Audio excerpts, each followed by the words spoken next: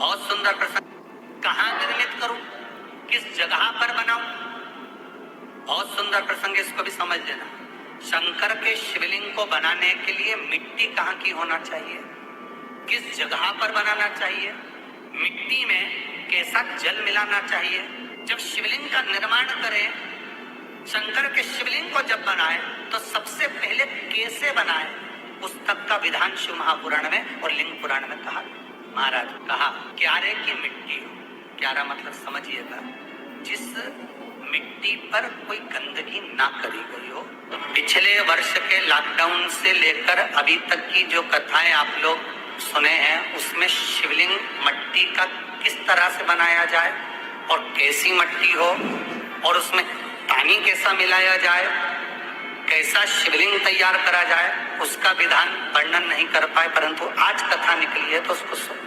क्यारे की मिट्टी, क्यारे की मिट्टी मतलब जिस मिट्टी पर कोई गंदगी ना करी गई हो, ऐसी जगह की मिट्टी को लेकर जाए और मिट्टी को लाने के बाद थोड़ा पानी का सींचन कर दें, अर्थात घर में लाएं तो उससे पहले मिट्टी को पवित्र करें। अपने घर में गंगा जल रखा हो, यमुना जल रखा हो, सरयू जी का जल रखा हो, उससे मिट्टी का सींचन कर दें। मान लो अगर ये जल नहीं भी है तो जल के अंदर थोड़ा सा इत्र डालकर मिट्टी का सींचन करें।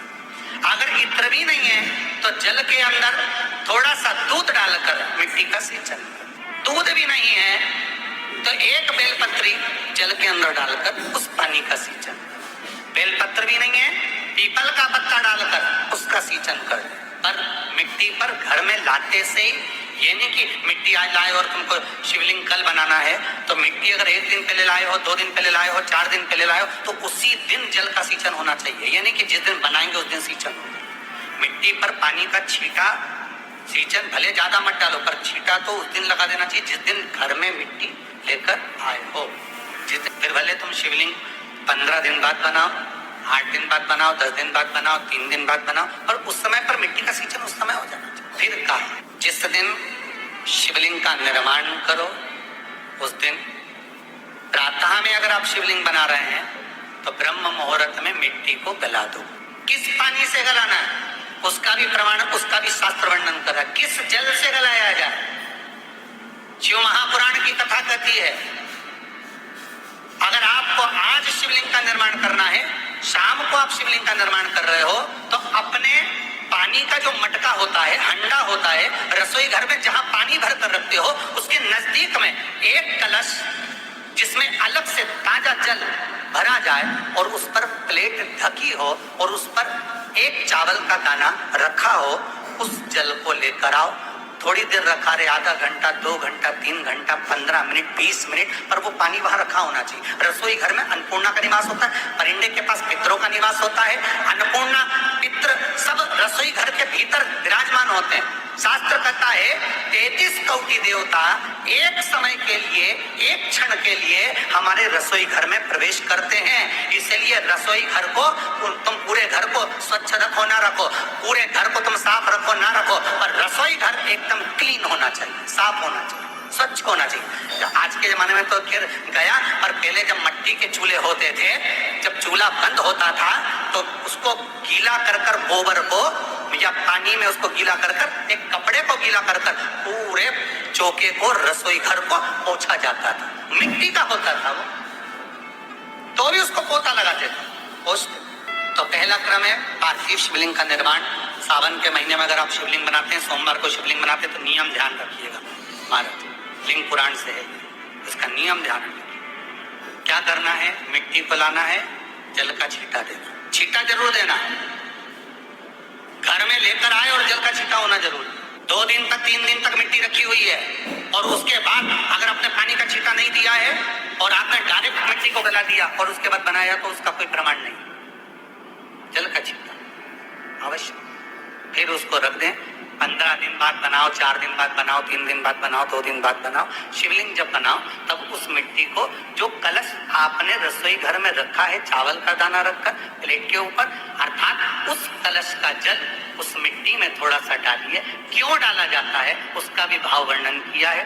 अब भविष्य पुराण, स्कंद पुराण और अग्नि पुराण, इन तीनों से ले लिया गया, वर्णन किया गया। जब उस कलश का जल हम डालते हैं तो उस कलश में पितरों का भाव आ जाता है, अन्नपूर्णा का भाव आ जाता है, घर में लक्ष्मी का भाव आ जाता है, संपदा का भाव आ जाता है। पूरे 24 घंटे के अंदर एक क्षण के लिए रसोई घर में 33 कोटि देवता आते हैं, तो वो देवता का सारा भाव उस कलश के अंदर आ जाता है। और वो जल जब हम उस मिट्टी में मिलाते हैं तो गंगा, यमुना, सरयू, सरस्वती, ये 33 कोटि देवता में, तो इन सब का आनंद उस जल में आ जाता है। और वो जल जब हम मिट्टी में मिलाते हैं तो मिट्टी पवित्र हो जाती है, स्वयं कैलाश अधिपति को स्वीकार करने के लायक हो जाती है, निर्मित करने के लायक। शिवलिंग का निर्माण, अब शिवलिंग का निर्माण कैसे करना? मिट्टी में गला दिया पानी में। सबसे पहले शिवलिंग बनाने से पहले पात्र जो होता है उसके नीचे एक बेलपत्र रखी जाती है। क्या रखना है? एक बेलपत्र। शंकर को झेलने के लिए कोई साधारण नहीं है पात्र जिसपे झेला जाए। स्वयं गंगा शिव की जटा में, और आप शंकर के शिवलिंग का निर्माण कर रहे हो, कोई साधारण नहीं हो सकता। स्वयं आप विदेश्वर संहिता के अंतर्गत पढ़े कि ब्रह्मा और विष्णु, ब्रह्मा ऊपर जा रहा है, भगवान विष्णु नीचे जा रहे हैं, तो पता नहीं कर पा रहे कि यहाँ चरण कहां पर और शीश कहां पर है, उसको जान ही नहीं पा। बस एक बेलपत्र, साधारण भाव, बेलपत्र भी सीधा भाव। और इस बेलपत्र की जो डंडी है वो उत्तर दिशा में रखना है थाली के अंतर्गत। जब आप शिवलिंग का निर्माण करो उत्तर, इसके ऊपर जो गलाई हुई मिट्टी है वो डाल लीजिए।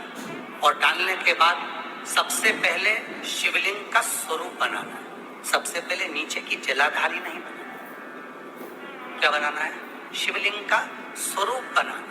बनाने के बाद उसी शिवलिंग के पास में और मिट्टी डाल लीजिए, फिर जलाधारी का निर्माण। फिर शिवलिंग जलाधारी निर्मित हो गई। शंकर जी का संपूर्ण परिवार शिवलिंग में रहता है, आपको पहले भी कहा।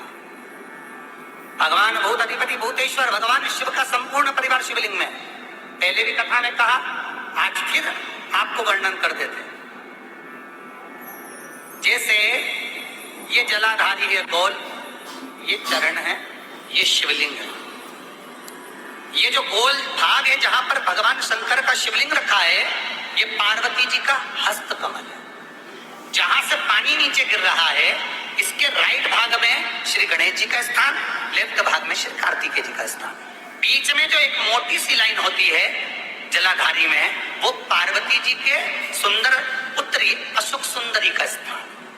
शंकर जी के ऊपर जो तिकोनी रखी रहती है, उसके ऊपर से जो जल बूंद बूंद नीचे गिरता है, ये जो पानी बूंद बूंद नीचे गिरता है, या आप कलश से जल चढ़ाते हो या आप संगीत से जल चढ़ाते हो, तो ये जो पानी गिर रहा है, ये शंकर भगवान की 5 पुत्रियां, जया, विषहरा, शामरीबारी, दोतली और देव, ये शंकर जी की 5 बेटी। कार्तिकेय भी है, गणेश भी है, अशोक सुंदरी भी है, शंकर जी की 5 बेटियां भी हैं, शंकर भी है और पार्वती भी। अर्थात शिव जी के परिवार में आपको गणेश जी की पूजन अलग करने जाने की जरूरत नहीं पड़ेगी। शंकर के परिवार में पार्वती जी की पूजन अलग करने जाने की जरूरत नहीं पड़ेगी। कार्तिकेय की पूजन अलग जाकर करने की जरूरत नहीं है। शंकर का परिवार शंकर के शिवलिंग के साथ में उस जलाधारी में संपूर्ण परिवार शंकर का विराजमान है। संपूर्ण परिवार, कुछ भी नहीं, संपूर्ण और पूरा परिवार है महाराज।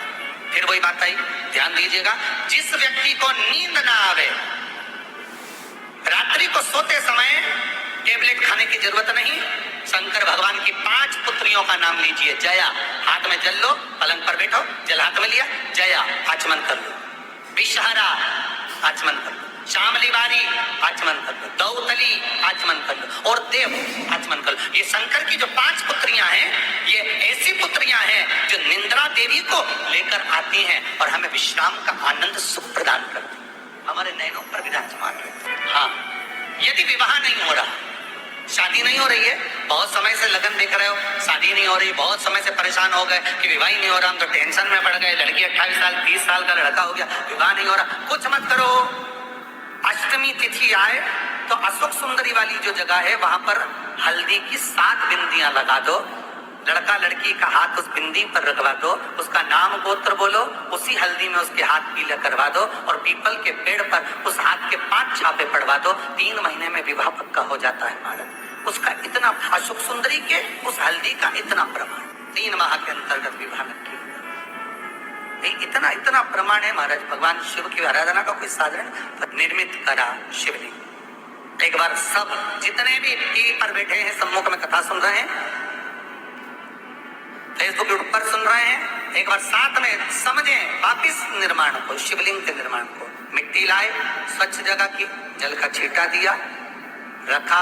जब शिवलिंग बनाया तो एक कलश पानी पहले से 2 घंटा, आधा घंटा, 15 मिनट, 20 मिनट पहले उसको रख दिया। उसी पानी से उसको गीला करा। गीला करने के बाद उसका निर्माण सबसे पहले बेलपत्री, बेलपत्री के ऊपर मिट्टी, मिट्टी के ऊपर रखकर शिवलिंग का निर्माण, फिर जलाधारी का निर्माण और शिवलिंग का निर्माण पूर्ण होने के बाद में फिर बाबा का सुंदर भाव से आप श्रृंगार करें, अभिषेक करें, पूजन करें। और एक बात याद रखना, पार्थिव शिवलिंग का अगर निर्माण करा है तो आपको वो पार्थिव शिवलिंग को रात्रि होने से पहले विसर्जन होना जरूरी है। हाँ, अगर कोई शिवरात्रि का दिन है तो फिर आप पूरी रात रख सकते हो।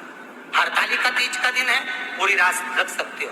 बड़ी तीज है, छोटी तीज है, आप शिवलिंग बनाए हो तो आप पूरी रात रख सकते हो। विशेष कोई उत्सव है, श्रावण का महीना है, पूरी रात रख सकते हो। पर बाकी के समय अगर आप शिवलिंग का निर्माण करें तो उसको सूर्यास्त होने के पहले आप उसको नदी में, जल में, जलाशय में विसर्जन करते समय जब आप विसर्जन करें, पानी में अपने पात्र को, शिवलिंग को जब छोड़ें, उस समय पर ध्यान दीजिएगा कि शिवलिंग की जो जल की धार है, जिसका उत्तर की ओर जो जल की धार होती है, विसर्जन करते समय वो जल की धार अर्थात उत्तर का भाग हमारी ओर होना चाहिए और थाली इस तरह से पकड़ें कि वो भाग हमको जब डालें तो वो भाग हमको दिखे, थोड़ा सा नजर आए पानी में डालते समय। और जब वो थोड़ा भाग दिखता रहे और जिसलिए आपने शिवलिंग बनाया, जिस कामना से आपने शिवलिंग बनाया है, वो कामना उस भाग को पानी में देखते देखते बोल दीजिए,